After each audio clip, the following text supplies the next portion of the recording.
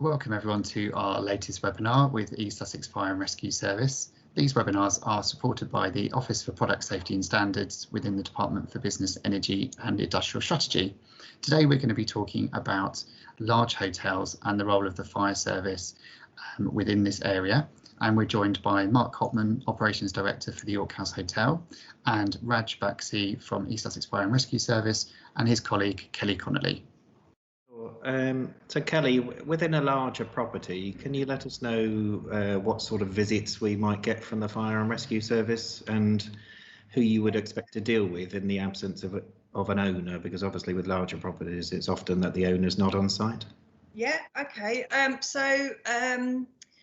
The Fire and Rescue Service work on a risk-based inspection programme. So what that means is we look at the risk of that premises and the people that live in it, or reside in it, or work in it. So we don't always get round to hotels, because higher risk than hotels would be care homes due to vulnerability, and also because they have to all be, most people have to have help to get out. Hospitals, they're also quite high on the list. And then by the time we've got round to most of those, we don't get to visit hotels. So invariably, the time that you see us will probably be when we've received a complaint from a member of the public, or you've had an incident and then we've come to do an after the fire audit. So I totally accept that the time we get to see you isn't a positive all the time, and when we do get a complaint or we do a visit after the fire, we don't have to give notice, so we can just turn up. So when we're just turning up, we're all in uniform, and straight away I see people go, oh no, what have we done? So I just want to say though, a lot of the complaints we get are fictitious. So they don't always result in anything. It's just someone who's being, just wants to make a complaint because they're upset by something or they didn't like their stay. But sometimes they are valid, and we do have to follow them up. So by the time we've got round to those premises, we don't always get round to every single hotel. So some of your members may find that they've not had an audit from us for quite a long time.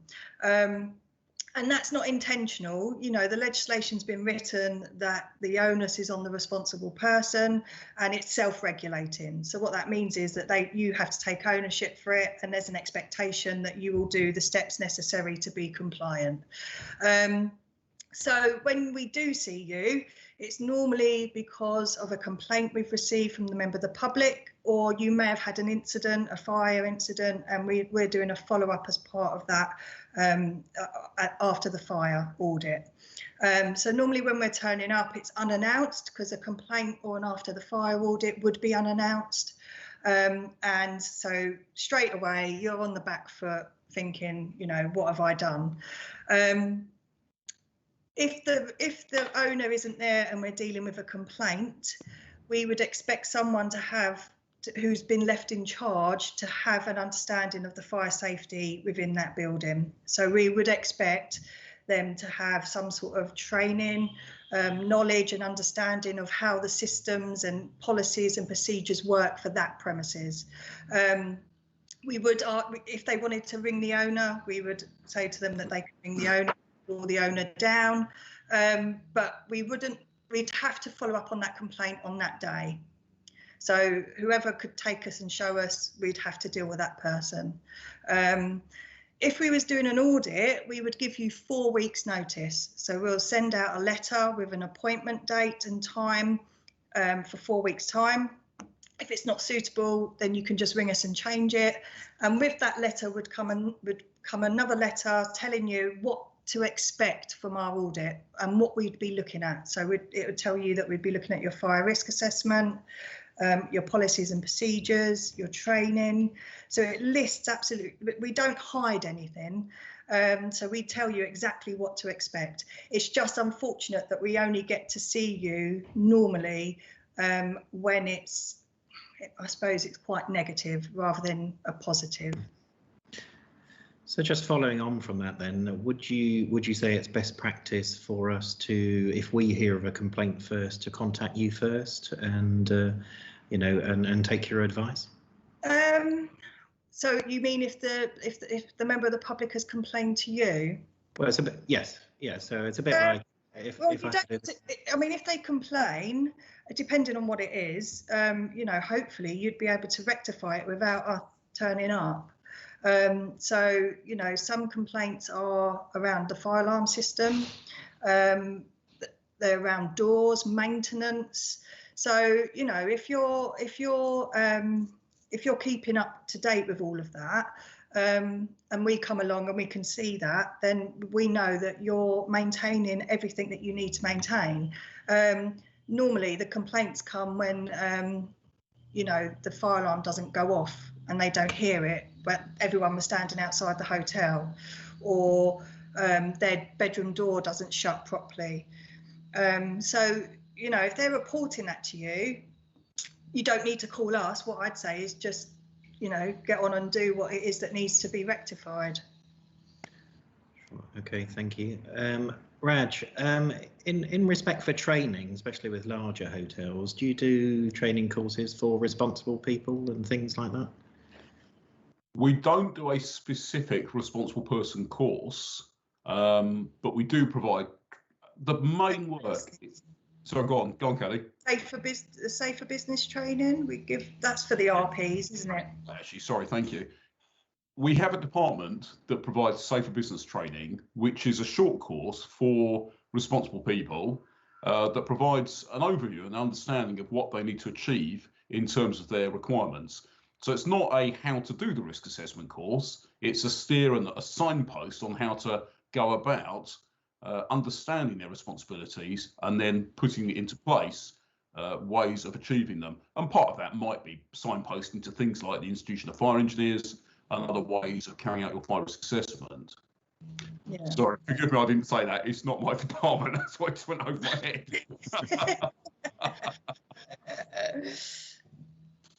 So in reference training, obviously in larger hotels, we have sometimes quite an international community of staff. Yeah. Do you offer anything in different languages in printouts or anything like that? Not training wise. I mean, we do leaflets for fire safety in different languages, but no, not training wise. I mean, if I can respond to that, yeah. In my years of experience as a trainer, I've been to a lot of hotels where this is a challenge that we're faced, and you know, I can't speak fluently any language sufficiently to, you know, to get the message other than English. I can speak English, of course. But my point being, I mean, I can speak a bit of French, but not enough to have a meaningful conversation about fire safety. But the language we use, you know, is reflective of this. We don't use any technical or, you know, challenging language. And all of our case studies are very visual. So rather than having slides full of text, we've got lots of images, lots of photographs, and lots of case studies that bring life and reality to what is being discussed. Obviously, there is still a danger that members of staff may still not be able to understand. And I have experienced it. I have experienced people that, I mean, I tell you, somebody said to me at break time, is it the end? Because, you know, their lack of English was so absent that they couldn't even understand me saying that we're going to have a break, come back in 10 minutes, you know, and that obviously is a worry. And I don't want to sound slopey shouldered about it, but it's the responsibility of the employer to ensure that, you know, they can interpret and understand the language and the type of language used.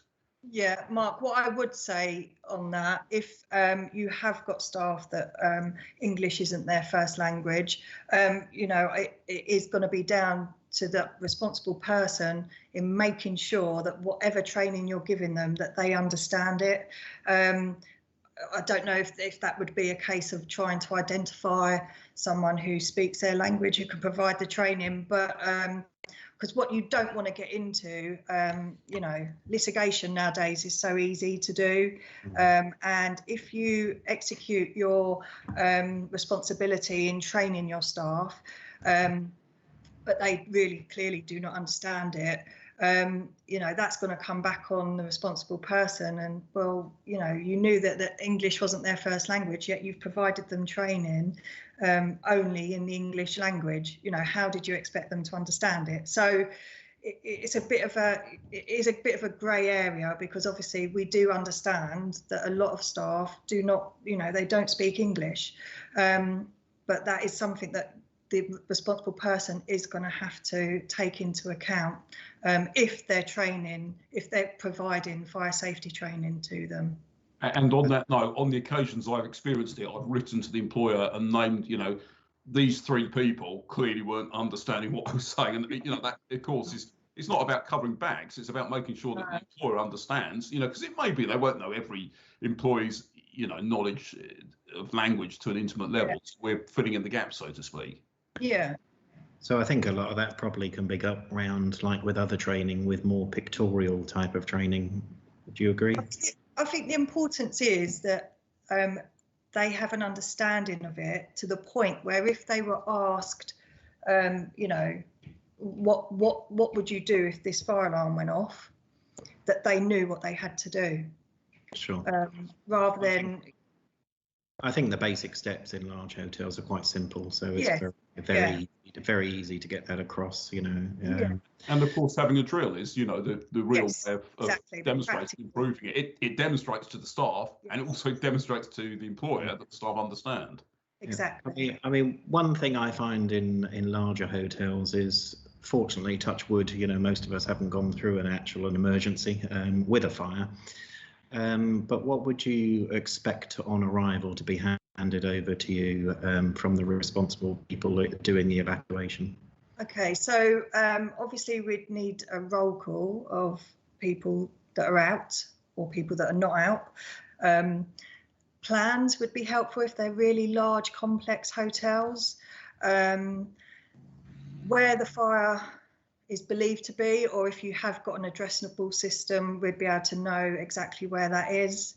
And any information that you can give us around that incident, or, what you know about it. So, people may be able to tell us smells, sounds, the level of the smoke, areas that are affected, and also best access, because sometimes the front entrance might not be the best access to get to where the fire is, especially for complex hotels, where you've got 3 different staircases, and, it might be that the end staircase is the best access for where the fire is. So just any information you can give us, but the most important part is who's still in there and who have you got out and who can't be accounted for. So just keeping it simple for staff, and who would they look out for on the arrival of fire brigade? Does he have a colour helmet? Who we should report to? They have a white helmet, but the officer in charge should normally make themselves known, and they will go to, they'll ask who the responsible person is. There are some hotels now are getting fireboxes where they're putting everything into a firebox. So stuff that will be in there will be like your plans of the hotel, because what we like to see is where your compartments are, because then that helps us with our firefighting to know which compartment we need to go to, and how many lengths of hose that might be and stuff like that. So so they do have, you can have a firebox, or some people have a fire bag where they keep all the information in, to hand over to the fire service. If I can they may have a tabard or something to say that they are not the officer in charge, that's us. They may have a tabard say that they're the fire marshal, stuff like that. Sure. I think just to add to that, this isn't operational, this is from a training perspective. Yeah. I've experienced workplaces where I've looked in that box and no one's known what's in it. They've spent a bit of time filling it up. There's an impressive quantity of paper and laminated cards and stuff. But when I said to the staff, who is effectively the person you're referring to, can you interpret that for me, please? They've said, no, you interpret it. And I've said, no, it's your building. You need to tell me what this box means. and it's quite clear that they've stuffed it with paper to make it look impressive, but no one actually understands. And one of those was a hotel, and I was quite staggered by the lack of understanding from the person in charge. Yeah. No, it definitely, if you're going to put stuff in there, it needs to be clear why it's in there and what it's for. I've also opened one and it's been empty before. So if you're going to have a box, not saying you have to have one, but if you are going to have one, because that's where we will go, we will see the box and we will go to it, but it's been empty. So what it should have is just, you know, if you're doing peeps, things like that, it will just be all the information that we need and we need to know about. So you know, you may have, some hotels have longer term residents, so you may have people that are longer term residents that we need to be aware of because they may have mobility issues, things like that. Anything that we need to know that will help us in making sure that we can get people out safely and deal with the fire, of course. Perfect. And just finally, would you recommend the Pink Book for larger properties as well, to use the fire risk assessment as a template by the responsible person? I think if you've got a complex hotel, certainly sort of, you know, the older style hotels, you probably need some more specialist advice. So it's very difficult for me to say that that template will be suitable for you and that will help you to identify every single fire safety issue. Some of the issues that we find with older hotels are travel distances, bedrooms opening onto means of escape, onto the stair means of escape. So normally you'd have a protected stair, but some of the older buildings, the bedrooms open onto the stairs. So that's where you need to start to have some specialist input to tell you how you can sort of reduce the risk there, because, you know, as soon as a bedroom opens onto the stairs, you've now compromised your protected means of escape. So sometimes the template might not be suitable. You may need that extra support to help you with these anomalies that, you know, the layperson may not look at and go, actually, that is a problem. So as I said previously to the B&B owners, you know, you may need to get that one document done really, really well by someone who's competent so that you've got a really good basis to work from. And then, you know, you review that. The building generally doesn't change, but you may decide, right, I'm gonna only get a professional company in every 5 years, but I'll review it in the meantime. But that's down to you and how you want to proceed. Some people say 3 years, some people just say, I'm just going to get it done annually, but there's nothing written down. All you've got to do is review it when there's a significant change or when you feel that it's no longer valid. Okay, that's really useful to know.